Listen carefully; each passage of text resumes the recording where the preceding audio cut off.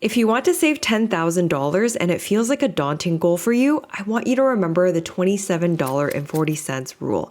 And that is, if you put away $27.40 every single day, in 1 year, that will add up to $10,000. Breaking down financial goals into small chunks is what makes the journey much more manageable. In today's video, I'm going to give you some quick tips and step-by-step of how to save $10,000 quickly, whether it's your first $10,000 or your fifth $10,000, regardless of how much you make and how much you spend. If you're new here, my name is Alice. I'm a chartered professional accountant. This channel is about personal finance, digital marketing, and some other life improvement stuff occasionally. Do me a huge favor and hit the like, subscribe, and notification bell, and let's get right into it. So let's start with the calculations. I want you to set a stretchy goal for yourself in terms of a timeline. So let's do the backwards math. If you want to save $10,000 in 3 months, that's $33.33 per month or $16.67 per paycheck. If you want to save $10,000 in 6 months, that's $16.67 a month or $8.35 a paycheck. In 8 months, it's $12.50 a month or $6.25 a paycheck. And in 12 months, that's $8.33 a month or $417 a paycheck.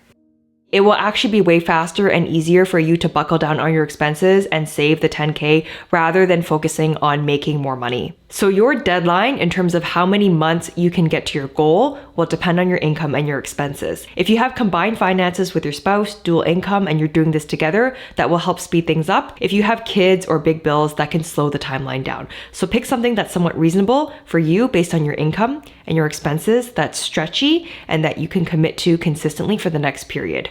So if you make $3,000 a month after tax and your necessary expenses are $2,000 a month, that's about $1,000 of leeway, and you can decide how frugal you want to be with that $1,000. Of that $1,000 of leeway, how much can you commit to saving? If you don't want to sacrifice your lifestyle too much, then you're going to have to sacrifice the amount of time that it gets to $10,000. With saving money and money management, there are periods where you're going to have to give some, get some. There are periods of your life where there's going to be more sacrifice. There's periods of your life where there's going to be more fun. So you decide how frugal you want to be, whether you want to go out with friends, pack lunches, and make dinner instead of eating out. If you want to get there as fast as possible, then you're going to have to cut your non-necessary expenses as low as possible. If you still want to go out with friends and enjoy your life while saving money, that is possible. You just have to sacrifice the amount of time that it takes to get to your goals. I think in life there should be a healthy balance of seasons of frugality and seasons of living. How you choose to balance those things is up to you. So story time, my first big girl job out of university paid around $40,000 a year. This was almost 10 years ago. I forgot hope that they are paying graduates more than that today. But I was making around $1,200 a paycheck, living on my own. It was pretty rough. I lived extremely frugally,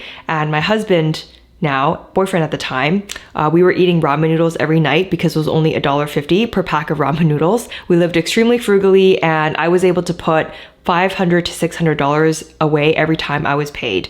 And so this process of saving $10,000 while working full time took about 10 months. $600 was a brutal stretch for me. $500 had a little bit more breathing room. But what happens when you start these money management tips early is that I always trained myself to save 40 to 50% of every paycheck. And that ended up turning into a discipline that I still practice until today. In fact, nowadays I try to challenge myself to save pretty much almost everything that I make minus my expenses. What happens is that you train yourself to save a percentage of each paycheck, and over time, your paychecks get bigger and bigger because you're working on your earning skills and you're getting promoted, so that the amount that you save goes up over time. And every $10,000 you save becomes faster and faster and faster. As soon as you get paid, the first habit that you want to implement is you want to transfer that amount into your savings account as soon as you get paid.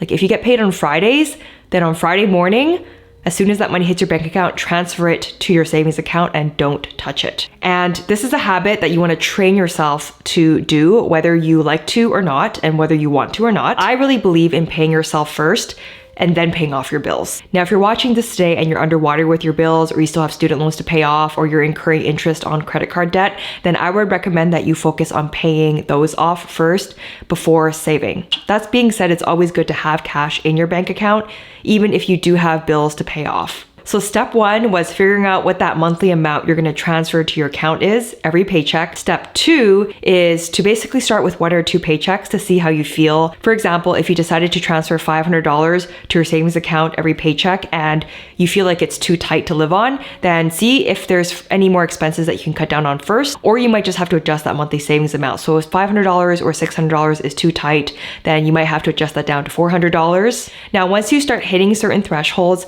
I want you to lock that money up in something that does not allow you to spend it. So if it's the first $10,000 you've ever saved or you're ever saving, then pick something that's very low risk or no risk, like a GIC, because you kind of can't afford to lose that money if it's the first 10K that you've saved. If it's not your first 10K, it's your fifth 10K and your risk tolerance is higher, then you can go for something according to your risk tolerance. The first $10,000 is the hardest to save, and every $10,000 after that becomes a little bit easier. Every $10,000 that you save makes daily life feel so much better, and it might seem like it takes forever, and there are days where it seems like it's going to take forever, which is why I recommend everyone do this when they're a teenager so that they can be earning more and saving more at the same time. Now, especially so if you're in your 20s and your 30s, you should be focusing on a 10 to 20% salary increase every year while actively investing or looking for a side hustle or some other way to earn income, and making sure that you don't lifestyle creep on the side. Now, once you've saved up $10,000, one thing that you can think about is that you want to train yourself to be able to save that in lesser and lesser time. So if the first $10,000 takes you 8 months, can the next $10,000 take you 7 months? Can the $10,000 after that take you 6.5 months? Can the $10,000 after that take you 4 or 5 months? That's when you know that you're actually doing better and better financially and making better decisions and hopefully increasing your earning potential over time as well. If you found this video helpful today, you know what to do. Thumbs up, subscribe, turn on the notification bell. Let me know down in the comments below whether you have any tips on saving $10,000 very quickly, and I'll see you guys in the next video. Until next time.